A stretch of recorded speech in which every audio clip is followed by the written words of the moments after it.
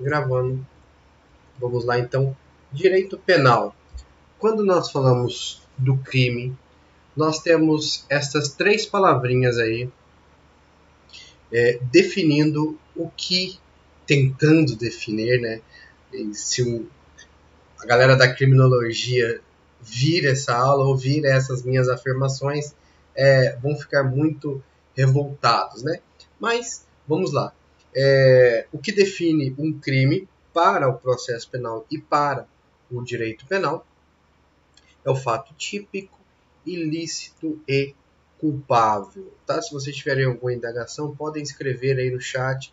Assim que eu parar os tópicos aqui, eu retorno para lá, vejo o que vocês estão falando e respondo as perguntas. Tudo bem? Sem problema nenhum.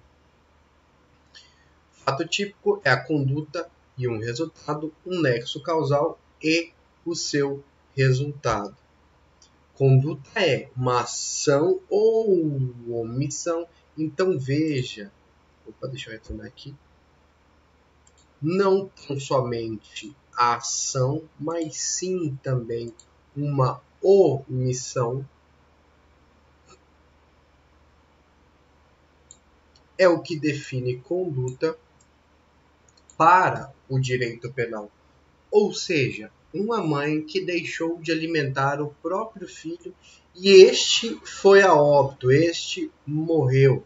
Temos uma mãe respondendo pelo crime de homicídio na modalidade omissiva, ou seja, deixar de fazer algo também é uma conduta humana, consciente, voluntária, voltada para uma finalidade. Temos então os dois tópicos da conduta humana, que é a ação e a omissão. Na ação é uma conduta positiva, na omissão uma conduta negativa. Condutas negativas podem incidir em crimes omissivos próprios e os impróprios.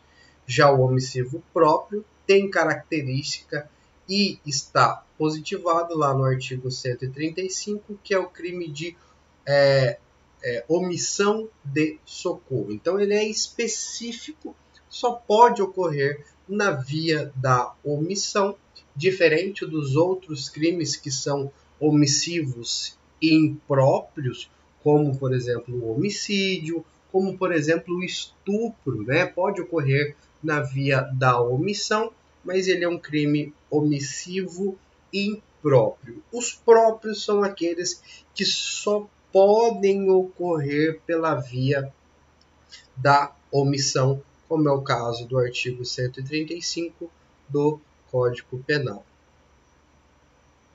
Excepcionalmente, pode haver previsão de resultado naturalístico, majorando o resultado, como na omissão de socorro, nós temos aquele indivíduo que não auxiliou, e aí o resultado dado à omissão foi da lesão corporal e da natureza grave, claro, de natureza grave para essa lesão corporal, e um resultado morte também. Crimes omissivos impróprios é aquele que eu dei o exemplo do homicídio, do estupro. Tem algum colega querendo entrar aqui? Vamos colocar para dentro. É o D'Angelo. Pronto, D'Angelo está dentro. Em que a pessoa é o garante, é o garantidor da proteção daquela pessoa e nada faz. Como, por exemplo, uma avó que vê uma criança a ser estuprada. O agressor, o estuprador, responde pelo 217A e também a avó vai responder pelo 217A quando a omissão ligada por nexo de causalidade não deu impedimento ao resultado naturalístico. Os crimes comissivos por omissão pune-se o omitente como se tivesse praticado ativamente o resultado. Omitente, garantidor, garante. Existe um resultado naturalístico, como é o caso do crime de homicídio, o crime de estupro, e aí então esses indivíduos que tomam conduta diversa daquela que era para ter sido feita, então nós temos uma omissão por comissão. A omissão ligada por nexo de causalidade de não impedimento ao resultado naturalístico. Ok? Professor, o senhor está compartilhando o material conosco? Se sim, estamos conseguindo acompanhar. Eu estou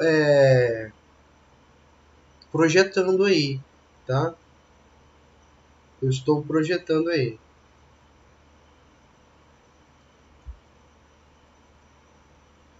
Tá chegando a projeção para vocês aí? Está sim, professor. Então, beleza. Obrigado. Vamos lá. Crime doloso. Os crimes podem ser tanto dolosos ou culposos. O direito penal pune a vontade do agente ou a culpa. A vontade é aquela ação ou omissão humana livre e deliberada para fazer algo, como são os crimes dolosos. 99% das tipificações que nós temos é dolosa. 1% lá é culposo. E toda vez que o legislador se importar com uma modalidade culposa, esta virá expressa taxativamente no Código. Já o artigo 18 nos diz: disse o crime, inciso 1, doloso, quando o agente quis o resultado ou assumiu o risco de produzi-lo. Ele sabia do resultado da sua ação, mesmo assim praticou, ou ele deliberadamente queria fazer aquilo ao qual ele iniciou com seu intento. Temos o dolo direto e o dolo indireto. No dolo direto, o agente prevê o resultado, ele deseja o resultado, ele quer aquilo. Já no indireto, divide-se entre alternativo, quando o agente quer um dos eventos, com seu evento, causar uma ação ou vários resultados. Um dos dois resultados, um dos três resultados, ele quer. Já no dolo eventual, o cara quer prejudicar alguém de qualquer forma, de alguma forma. Aí, então, nós temos o dolo eventual. Cara, você vai dar um tiro para cima aí, pode matar um cachorro, ou pode pegar na casa de alguém, ou pode matar uma pessoa. Ah, que se foda. Pau, pau, pau. Cara, você vai sair correndo com o seu carro na via, é perigoso que você acerte um outro carro ou que você mate uma criança que está atravessando a rua. Ah, não tem problema. Qualquer um para mim serve. Cara, para de esmurrar essa pessoa, não briga com ela, para de bater nela, que você pode matá-la. Não tem problema. Isso é o dolo alternativo, que tanto o cara quer a lesão corporal e também assume a morte, como o dolo eventual. Qualquer resultado para ele tá bom, porém com uma assunção de todo aquele resultado. Já no crime culposo, o indivíduo tem uma previsão do prejuízo, mas nada assume. Faz com que a sua conduta não seja querida do resultado. Quais são as vias? Negligência, imprudência e imperícia. A imprudência é o moleque, né? É a ação do super-homem, do jovem, do homem, da testosterona, do cara que se acha, sabe que pode dar problema, sabe que pode dar merda, mas mesmo assim insiste. Na negligência, é alguém que foi preguiçoso, dissidioso, não tão cuidadoso assim, como por exemplo um pai que esquece um filho dentro de um carro. Já o imperito é aquele cara que, mesmo sabendo não ter qualidade específica para aquela conduta, assim, não se importando, insiste na ação e acaba incorrendo na inabilitação num crime culposo. Parágrafo único. Salvo os casos expressos em lei, ninguém pode ser punido por fato previsto como crime, senão praticado como doloso, ou seja, ou está tipificadamente como doloso, ou está tipificadamente como culposo. Nos crimes culposos, existe a necessidade da previsão expressa. Eu sei que existe uma possibilidade do risco, mas não assumo. Síndrome do super-homem, né? Quebra de um dever geral de cuidado e não admite tentativa. Nenhum crime culposo admite tentativa. E a maioria dos crimes dolosos, quando de momento consumativo material, comportam a tentativa. Então essas são as vias da culpa, pela omissão do cuidado, descuido, falta de talento ou conhecimento específico para determinada profissão, arte ou ofício. A ausência de uma conduta, uma força irresistível, uma ventania, uma enxurrada, uma coação física, foi alguém que apertou o meu dedo no gatilho da arma, ou eu estava motivado moralmente, psicologicamente para fazer aquilo. Um gerente de banco que tem a sua casa invadida por sequestradores vai até o banco e furta sim lá um dinheiro para entregar para os bandidos. Mas ele queria aquilo? Não. A sua conduta humana deliberada, então, não pode ser considerada no mínimo culpável, porque ele foi motivado por conta de uma pressão psicológica. Movimentos reflexos, como por exemplo o susto, o sonambulismo, nenhuma dessas podem ser consideradas condutas para serem enquadradas em um tipo legal. Fases da conduta, ou seja, intercrimes, itinerário do crime. Quando é que nós temos uma conduta criminosa? Transportada no tempo, transportada nas fases que podem ser cindidas temporalmente. A primeira dela é a fase mental, a fase da subjetividade, levar para dentro a ideia, que é a cogitação, sem relevância penal nenhuma. Ninguém pode ser punido porque quer matar uma pessoa. Isso está no plano subjetivo, abstrato. Já os atos preparatórios é uma materialização, também não são puníveis, exceto se forem crimes autônomos, como por exemplo, a aquisição de uma arma de fogo ilegal. Os atos preparatórios, como comprar uma arma, uma corda, planejar, estudar o indivíduo, adquirir senhas, adquirir croquis, adquirir imagens, nada disso pode ser considerado crime até o momento em que o indivíduo coloca aquilo em prática para a execução, porque a execução sim já começa um ataque ao bem jurídico e já pode ser considerado crime mesmo sem a sua consumação, mesmo sem o resultado que seria a lesão efetiva ao bem jurídico, até mesmo porque temos crimes de momento consumativo material, que são aqueles que precisam de um resultado, e os crimes de momento consumativo formal, que é aqueles que prevêem um resultado, mas não precisam dele para que o crime se consume, e até mesmo os de mera conduta, que não têm resultado nenhum, mas são considerados como crime, como, por exemplo, o crime de posse ou porte ilegal de armas. Não vai ter prejuízo nenhum alguém ter uma posse de arma ilegal. É um crime de mera conduta, é um crime sem resultado. Um crime formal que não precisa do resultado, o crime omissivo, de socorro ou o crime de ameaça. Pode ter um resultado? Pode, mas independe do resultado para que ele se execute. Os crimes, então, se apresentam de duas formas. A modalidade consumada, de acordo com o inciso 1 do artigo 14, e a modalidade tentada, de acordo com o inciso 2 do artigo 14 também.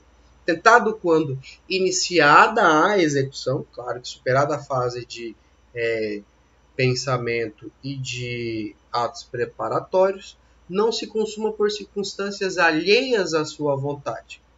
Salvo disposições em contrário, pune-se tentativa com a pena reduzida com a do crime consumado de 1/3 a 2/3. Tentado é crime tão como o consumado. Só vai ser punido com uma forma mais branda. A pena da tentativa é necessário observar o critério adotado. Quanto mais próximo da consumação, menor a redução. Temos a tentativa perfeita, que é aquela onde esgotam-se todos os meios executórios e o indivíduo não alcançou o êxito. Já na imperfeita, o agente não exaure os meios executórios, parou no meio do caminho porque foi intervido por uma terceira pessoa. Já na tentativa qualificada, é aquela que é motivada pela vontade do agente, nós temos a desistência voluntária e o arrependimento eficaz. Na desistência voluntária, o agente tem possibilidade de terminar todos os atos executórios, porém para no meio do caminho e não termina o seu intento até o final. Tem 10 munições para atirar no ex-namorado, dá 5 tiros e desiste porque lembra que ama o namorado. Já no arrependimento eficaz, o indivíduo, a namorada, termina de dar os 10 tiros, vê o cara agonizando em morte e fala: fiz merda, fiz cagada, vou ajudar o meu ex porque eu ainda amo ele, né? O agente, após o término do plano executório, por ato voluntário, age de forma eficiente, impedindo a consumação. Responde tão somente pelos atos aqui já praticados, como, por exemplo, uma lesão corporal, ou se nada prejudicou naquele indivíduo, se foram 10 tiros que pegou no braço, pegou de raspão, ou transfixiou o corpo do indivíduo, já cauterizou e ele tá sussa, tá de boa, né? Eu tinha um colega, ele morreu, né? Que na primeira vez que tentaram matar ele, ele levou um tiro na boca, passou aqui atrás e já cauterizou a parada, o próprio pólvora ali, o próprio tiro já cauterizou na frente e cauterizou atrás. Ele só foi no médico para terminar de costurar e tomar os remédios. Tomou um tiro na boca. Não morreu. Na segunda tentativa que os caras tentaram matar ele, conseguiram, né? Tiros de costa, estava mexendo com mulher de preso. Morreu. O agente, após o término do plano executório, por ato voluntário, age de forma eficiente, impedindo a consumação dos seus atos. Já no arrependimento posterior do artigo 16, encerrou-se a conduta, encerrou-se aquele cenário e depois o indivíduo toma atitude diferente daquela que fez para agora minorar a sua conduta, para agora minorar os resultados por ele praticado. Os crimes cometidos sem violência ou grave ameaça à pessoa, como, por exemplo, o furto, reparado o dano ou restituída a coisa até o recebimento da denúncia, ou seja, o Ministério Público não pode ter ofertado ainda a acusação nem mesmo o queixoso, por ato voluntário, livre e deliberado por conta própria, a pena pode ser reduzida de 1/3 a 2/3. Tudo bem? Daqui a pouquinho eu faço uma pausa e olho lá o que vocês estão escrevendo para mim, para que eu possa responder vocês, tá? Podem ir escrevendo aí que eu vou responder tudo. O arrependimento posterior tem os requisitos de crime consumado, não pode ter violência à pessoa, a coisa deve ser restituída na sua integralidade. Se houver uma restituição parcial, não vale, e a restituição por terceiro também não vale. Por ato voluntário, mas ele pode ter sido convencido. O cara furtou uma televisão e o pastor convence ele a devolver.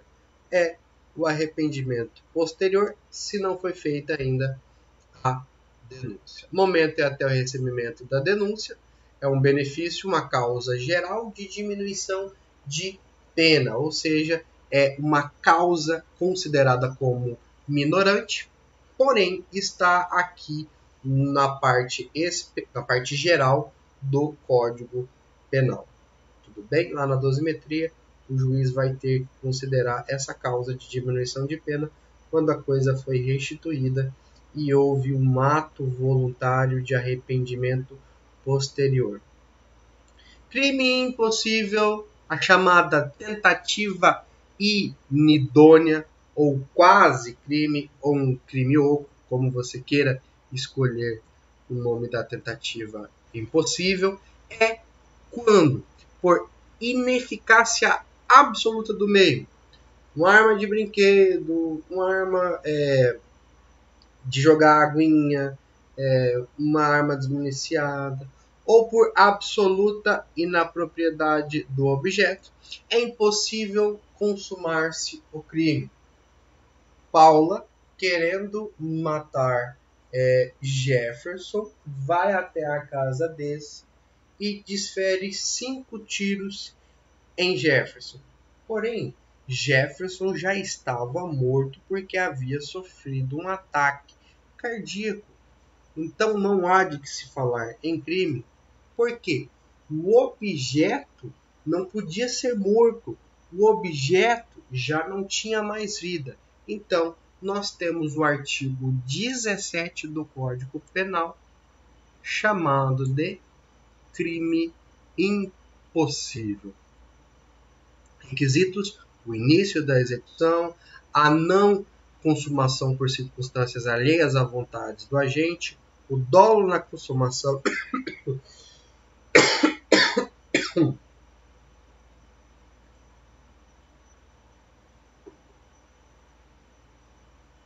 resultado absolutamente impossível de ser alcançado porque o cara já estava morto.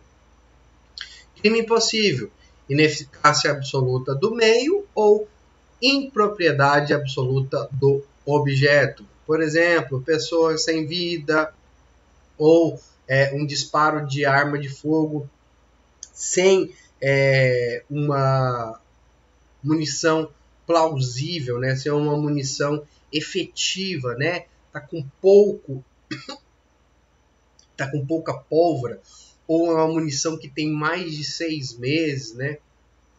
Se você pegar uma munição, você vai ver que ela é contida de um estojo que recebe em sua ponta um estanho, um material diferente, um metal diferente do estojo. É o estanho, às vezes ogival, às vezes oca, que fica à ponta do estojo. Dentro desse estojo tem uma pólvora e atrás tem a chamada espoleta. A espoleta acionada comprime a pólvora, queima a pólvora e joga esse projétil para fora. Munições velhas, mais de 6 meses, elas começam a lacear.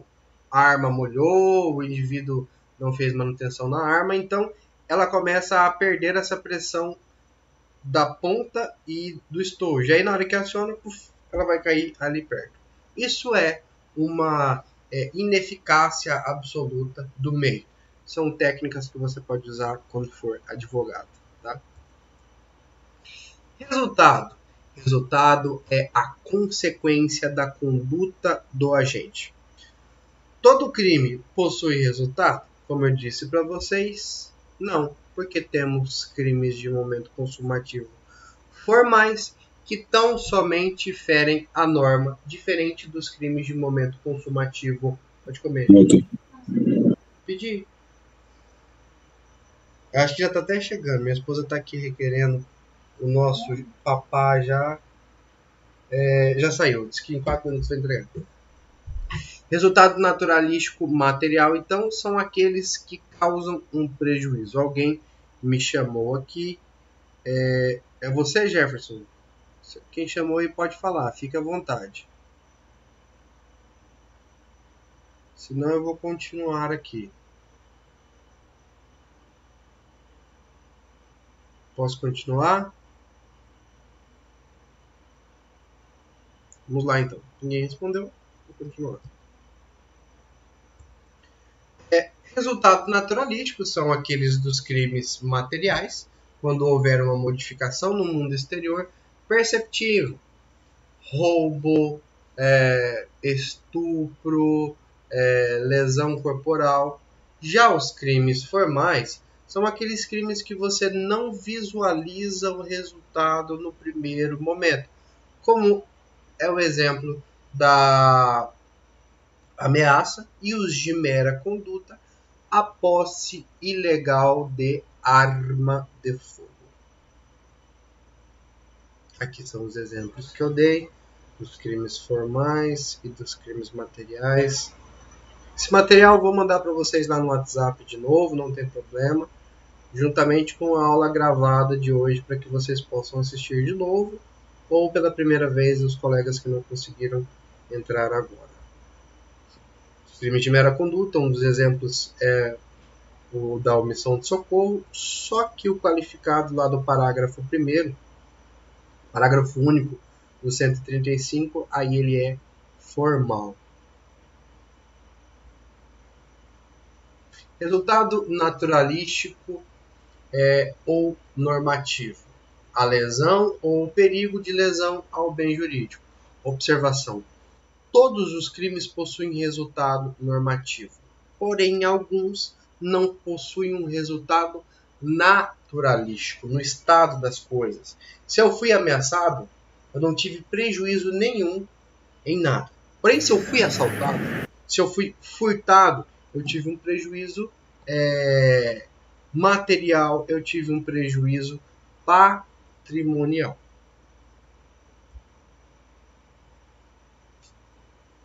Ok? Deixa eu fazer um rebote aqui e voltar. Alguém alguma pergunta até aqui? Deixa eu só colocar o meu telefone para carregar aqui. Telefone não, o meu notebook, que ele já está apitando querendo apagar. Me dá 30 segundinhos.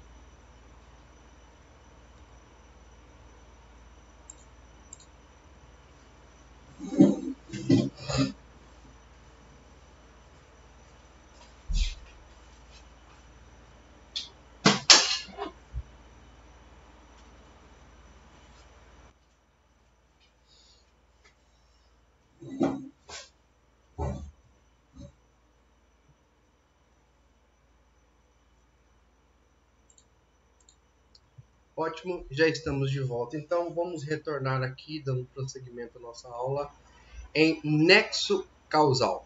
Relação de causalidade, quando houver um vínculo entre a conduta e o resultado. Ou seja, é a chave que liga este homem a um carro. Quando a gente tem uma chave e um carro e uma pessoa, a gente pode ir para qualquer lugar que o nosso dinheiro e a nossa gasolina permitam, né, e o nosso tempo. Mas se você tem um carro e não tem a chave daquele carro, não tem ligação nenhuma entre você e aquele carro. Você não pode usufruir daquele carro. Então, o nexo de causalidade, o nexo que liga alguém a alguma coisa é a chave, né? É a mãe da gente perguntando: quem que botou fogo no quintal? Aí o irmão fala: foi Paula, mamãe. Foi Jefferson, mamãe. Isso é o nexo de causalidade. Essa é a ligação da minha conduta com aquele resultado. Ou seja, eu não tenho nada a ver com isso. nada a ver com isso é alguém que está tentando eximir-se da causalidade, ou seja, do resultado havido. Temos um resultado e alguém tem que ser incriminado. Porém, alguém diz que não tem nada a ver com aquilo. O artigo 13 nos diz: o resultado de que depende a existência do crime somente é imputável ao quem lhe deu causa. Considera-se causa a ação ou omissão sem a qual o resultado não teria ocorrido. Causas de superveniência independente são aquelas que ocorrem depois de ter havido uma situação.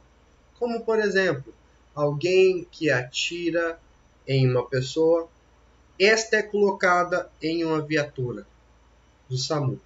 Se a viatura do SAMU bate e mata todos ali, aquele indivíduo da causa anterior não tem responsabilidade nenhuma com o resultado daquela morte. Por quê?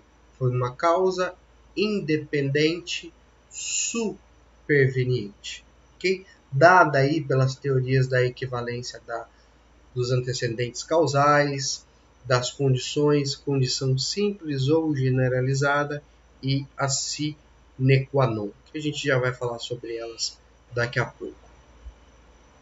Todo fato sem o qual o resultado não teria ocorrido é considerado mera causa, ou seja, nós saímos tirando as condutas para identificar quais delas deram causa.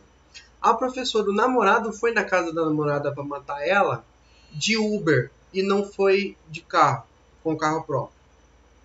Isso gerou algum resultado? Não. Aí ele foi sem arma. Beleza, se ele foi sem arma, ele não poderia ser o indivíduo, então, que deu tiros na namorada. Não, professor, ele foi armado. Opa, peraí. Então, pela eliminação hipotética de Tirren, aqui nós temos uma conduta que é dada pela causalidade.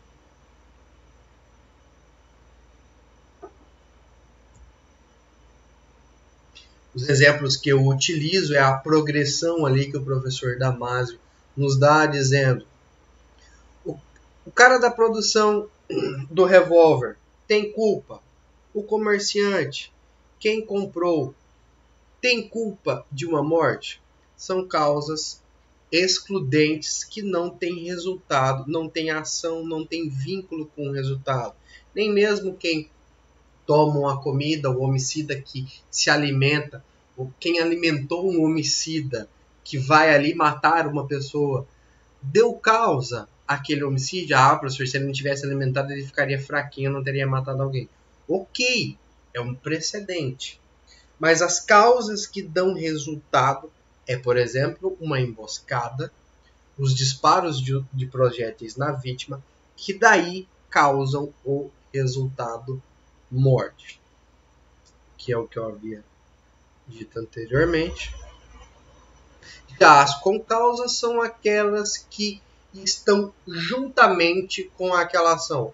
Ou seja, alguém que risca o braço de alguém que é hemofílico, que não consegue estancar o sangue e haverá uma hemorragia. O cara sabia disso e a sua atitude, mais a pré-existência de uma hemofilia, deu causa a um resultado de morte.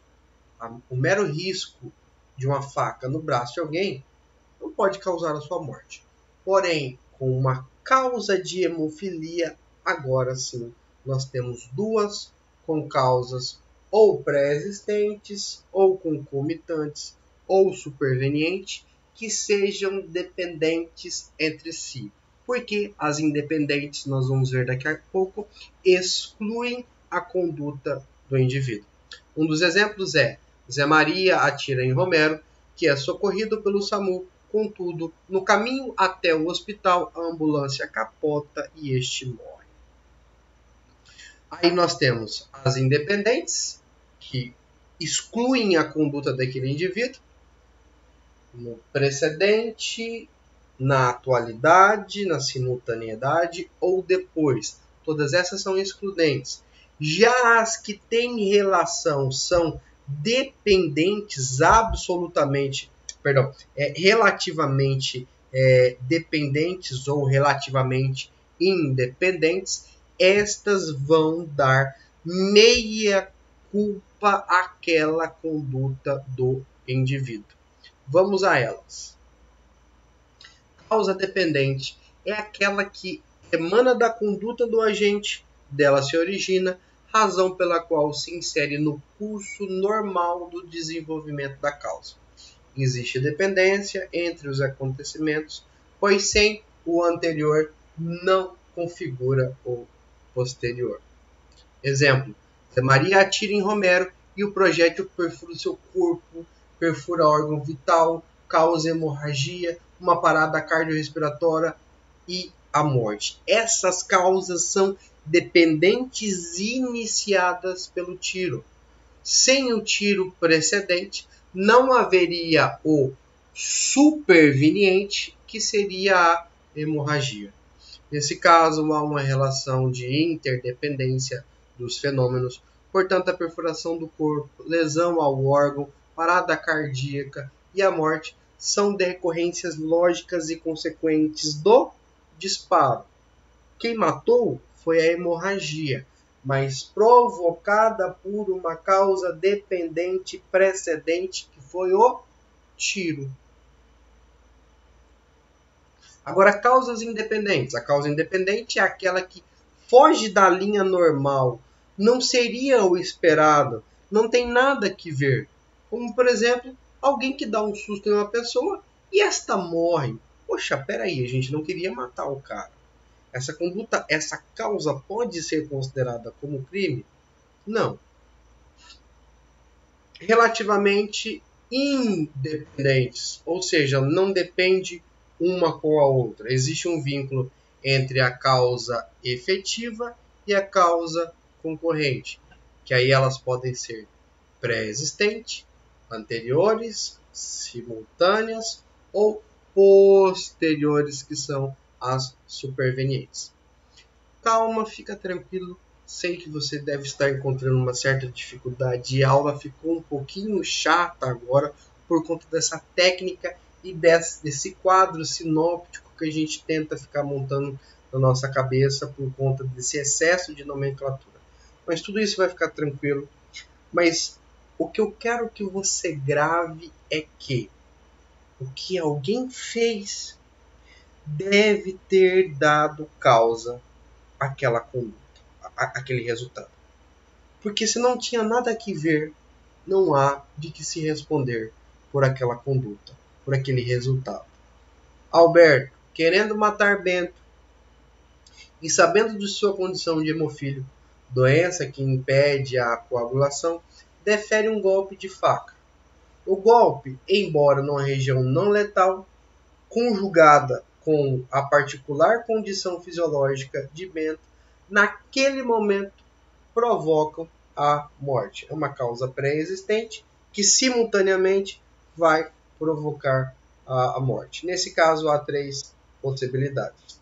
Se queria a morte, vai responder pelo homicídio. Se queria tão somente uma lesão corporal, vai responder pela lesão corporal, porque o direito penal é de um elemento subjetivo e não tão somente pelo resultado. Consequência: não rompe a causalidade, mas deve ser observada a vontade do agente. O que ele queria com aquela conduta? Ele queria matar, professor. Então ele vai responder pelo homicídio. Não, ele queria tão somente uma lesão corporal. Ou ele agiu sem vontade, professor. Ele foi negligente, ele foi imprudente. Então ele responde pela culpa. Isso daqui a gente já falou. Os concomitantes também a gente já falou. E as consequências também. Os slides eu acabo falando eles no decorrer da minha fala. E aí eu não vou ficar em uma leitura exaustiva. E vou deixar aqui os exemplos depois para que vocês consolidem a minha fala no estudo de vocês. Ok? As absolutamente independentes também temos as pré-existentes, como por exemplo, Pedro querendo matar Paulo desfere um tiro e acerta o alvo no tórax. Contudo, falece não por conduta do disparo, mas sim por um veneno que ele já havia tido tomado. Paulo, no caso, não responderá nem pelo homicídio, no máximo por uma tentativa. Porque o que deu causa à morte não foi o tiro, e sim o veneno tomado. Lembrem-se, o direito penal pune a vontade do agente, não tão somente o resultado. As concomitantes, como exemplo, é A e B, com armas de calibres diferentes, atiram contra C. Se ficar provado que o projétil de B é que, atingindo o coração da vítima, a matou, ao passo que A alcançou tão somente um leve raspão, esse que deu um tiro e pegou de leve no braço dessa pessoa, ou os dois atiraram num carro onde uma pessoa estava, um acertou no pneu e outro acertou no coração, o cara que acertou no pneu não pode responder pelo homicídio, mesmo que tenha tentado. Exclui a conduta daquele indivíduo porque a morte foi alcançada por outra via. Se não sabe quem deu o tiro que matou, os dois respondem por tentativa. Mas o cara morreu, professor, mas não sabe quem matou. Causas supervenientes são, como por exemplo, Alberto e Bento discutem no interior de uma loja e aí um saco revólver dá um tiro no outro. O indivíduo é levado para o hospital e aquele hospital desaba, ou o indivíduo pega coronavírus lá e vai à morte por conta do coronavírus. Veja, é uma causa posterior que não tem nada a ver com a anterior. Aí você vai me perguntar, mas professor, o cara só estava no hospital porque levou um tiro. Ele não ia pegar coronavírus por conta disso. Tudo bem, eu entendo sua resignação e a sua lógica. Mas aqui o direito penal pune fatos cindidos. Foi o tiro que matou o cara? Não, professor, foi o coronavírus. Então, ok, ele não vai responder pela morte e sim pela tentativa daquele fato. As causas absolutamente independentes, todas rompem o nexo causal, ou seja, não há de que se falar em crime, mas apenas por tentativa. As causas que produzem por si só os resultados são as supervenientes, então elas vão responder por aquela conduta diversa daquela inicial. Se alguém deu um tiro numa pessoa, ela está na viatura do SAMU, um caminhão desgovernado atropela e mata todos que estão na viatura do SAMU. Quem vai responder por esse homicídio? Ao motorista do caminhão.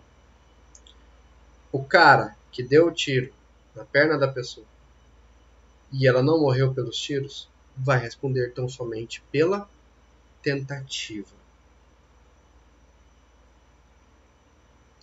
Aqui, o que é relevante já nos crimes omissivos de nexo de não impedimento é quando, por relevância da omissão, a omissão é penalmente relevante quando o omitente devia e podia agir para evitar o resultado. O dever de agir incumbe quem? Tem por lei a obrigação de cuidado. Um pai, uma mãe, uma professora, um guarda escolar. E, de outra forma, assumiu a responsabilidade de impedir o resultado. Pegar filho dos outros na casa de amigos, de parente, e falar assim, não, eu assumo o resultado, pode deixar comigo, eu cuido dele. assumiu a responsabilidade. E, com seu comportamento anterior, criou o risco da ocorrência de um resultado. Por exemplo, um médico que esquece um bisturi dentro da barriga de uma pessoa com uma causa precedente, assume agora como garante o resultado. Ok? Aqui agora nós vamos falar de tipicidade penal. Já são 20 horas e 53 minutos. Eu vou encerrar por aqui, fazer um xizinho aqui nesse slide, para a gente saber que a gente parou por aqui. Ok? E aí a gente volta nesse mesmo tópico na nossa próxima aula, que, se eu não me engano, é na segunda-feira. Deixa eu parar essa gravação para os outros colegas.